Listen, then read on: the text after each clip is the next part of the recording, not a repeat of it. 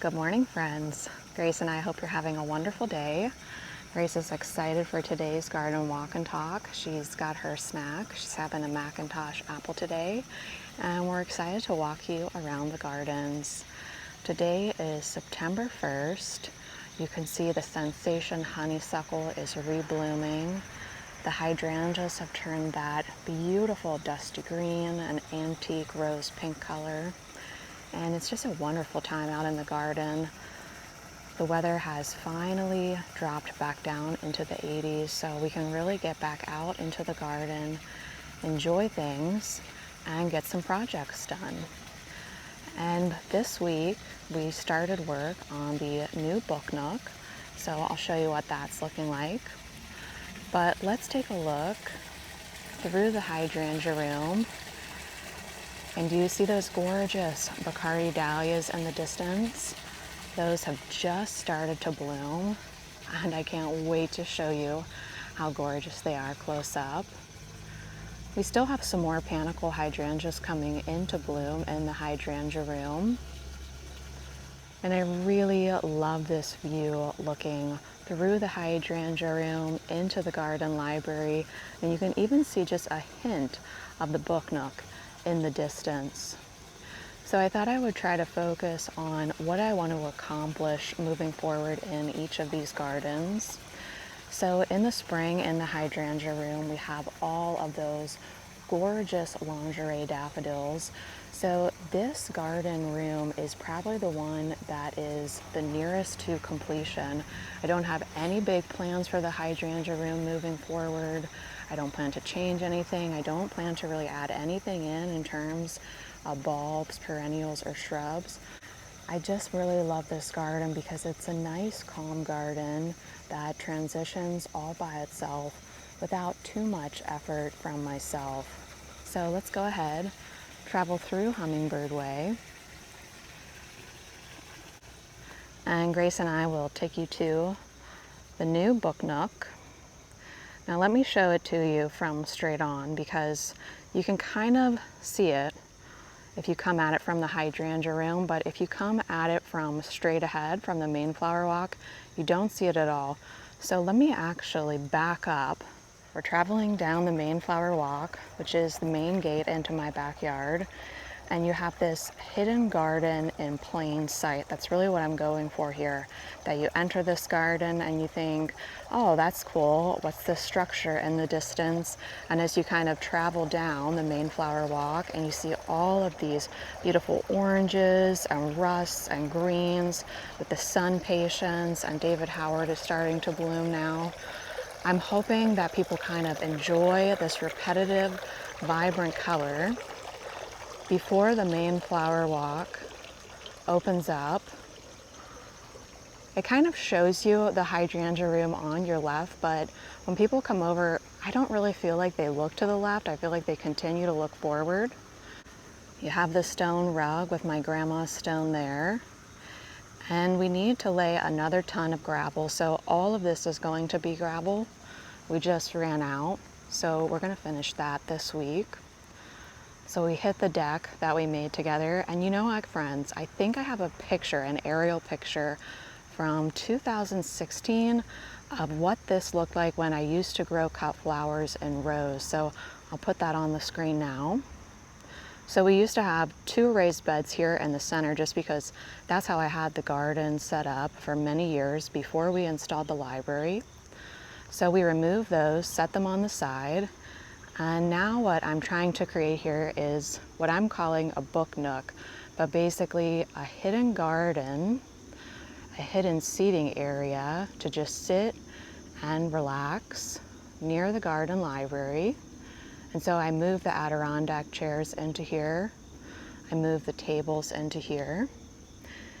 And we have a lot of different plant material going on. So when you're sitting in those chairs, you really can't see into any of the other garden rooms. You really are just focused on the people that you're in the book nook with. But there's still lots that I want to accomplish in this book nook. All of these raised beds are going to move over to the left side of the garden so that we can create this room of Haas halo and Limetta hydrangeas. those all bloom white and green and just be surrounded with these beautiful hydrangeas on all sides. Right now I have Florette's Dahlia collection in here, and once we go into the library I can show you some of those close up. And now I have the hyacinth bean vine, which I am trying to train to attach itself to the windows, creating this tunnel back here next to my compost pile. So hopefully before the first frost, we can walk through here and just kind of hit the book nook through this tunnel of purple hyacinth bean vine. I just thought that would be kind of fun and different and whimsical. But this area will continue to change and evolve in the months ahead, and we'll really start to focus on it in October when my bulbs arrive. That's when we'll really start to move things around. Sharing Grace is producing a lot of different beautiful colors: pinks, whites, oranges, yellows, and Grace's favorite is this red one right here that's loved by the butterfly. This one of you called Eyelashes, and the one right next to it and in the distance there is Martha Miller. It looks like we have a bee, still a little bit sleepy on Martha Miller at the moment. She's over in the corner.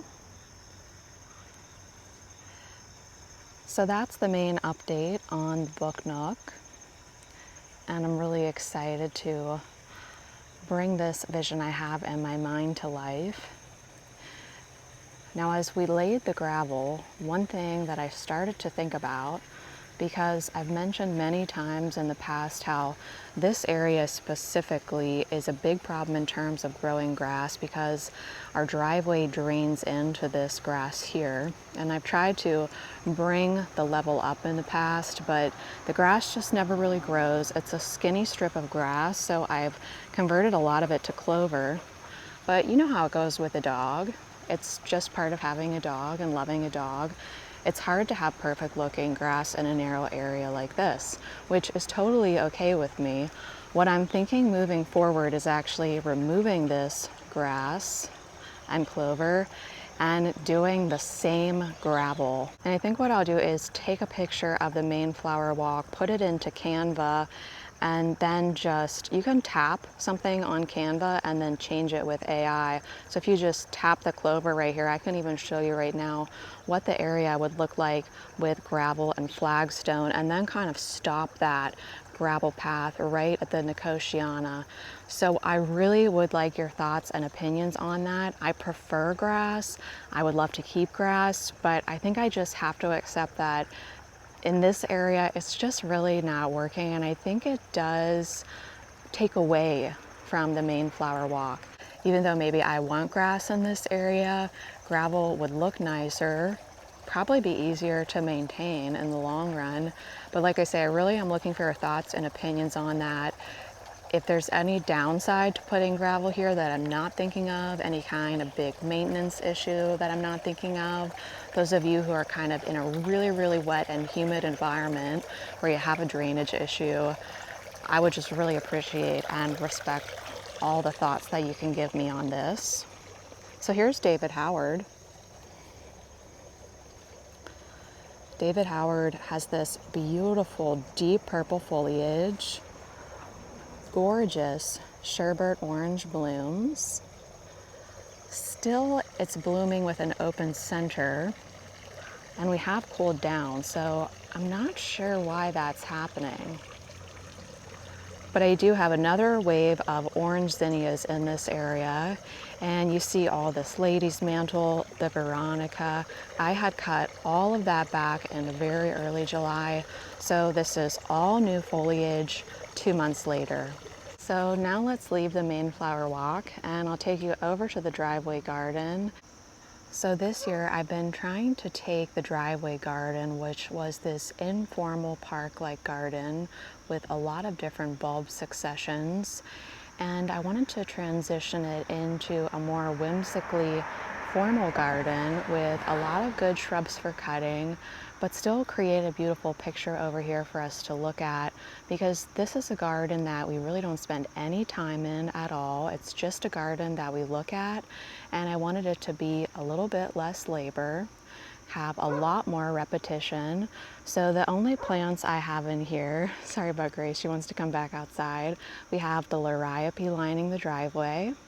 We've got catmint in here. Everything is purple and pink. We have the fig, a pufferfish hydrangea there, which I think I'm gonna go ahead and move somewhere. Serendipity alliums. And then what I want to do here with these boxwoods is just get 2 more, I think.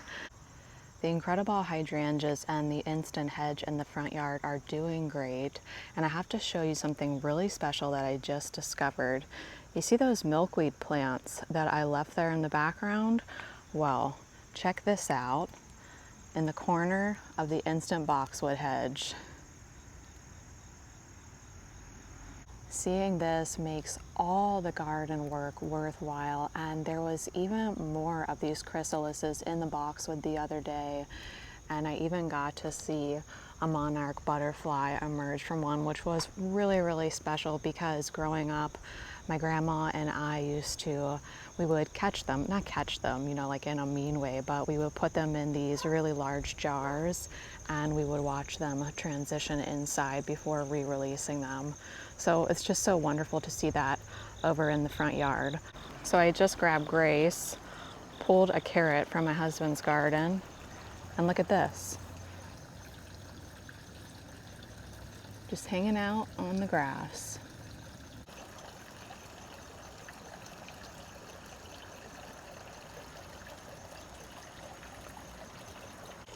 Can you see it up there? I'm getting goosebumps right now.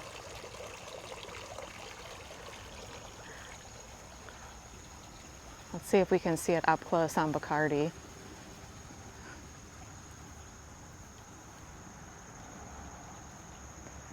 Oh, I feel like I'm gonna cry.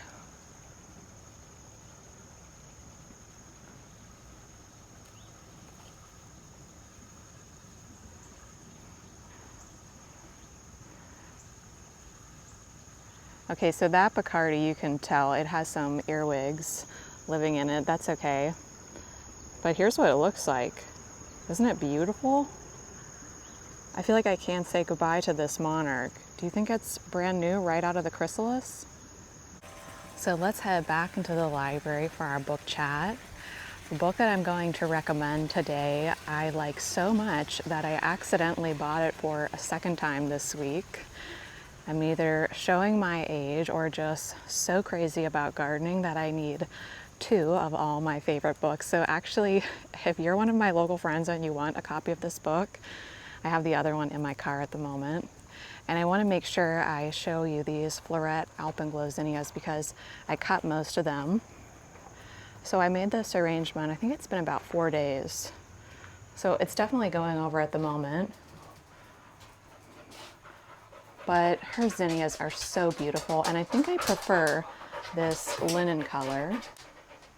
And I was able to only use the pink linen ones in the original design, but I've been having to replace them with those orangey yellow hues because I just don't have enough of the linen right now. So I actually took some zinnia cuttings earlier today, and I'm going to have a video coming out on how to do that in just a few days' time.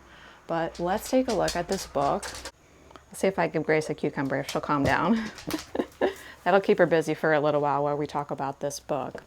So this is called On Garden Style by Bunny Williams. Bunny, I believe she has 2 books, at least I have 2 of her books on gardening. I definitely prefer this one. The size is nicer, and this is all glossy paper versus the other one is quite large, which I still really like, but a lot of the paper is matte. Half of it's matte, half of it's glossy.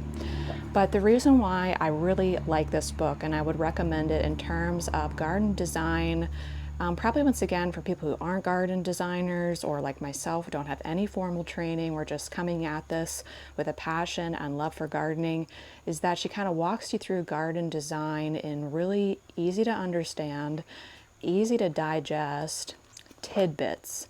So it's going to be just a few paragraphs basically on everything, on how to decide if you want formal or informal, how to lay it out. I mean, just everything that you could think of in terms of what you need to do before you start to design a garden and then how to go and carry it out is in this book.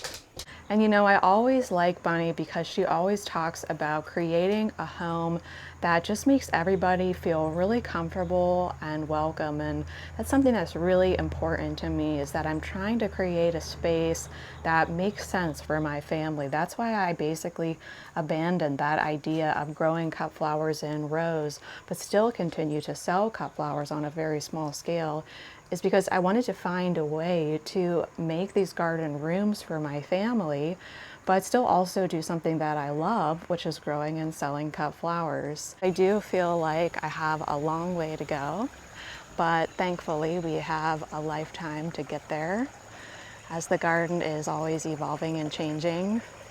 And I just want to tell you how much I appreciate you, and Grace and I will see you sometime soon.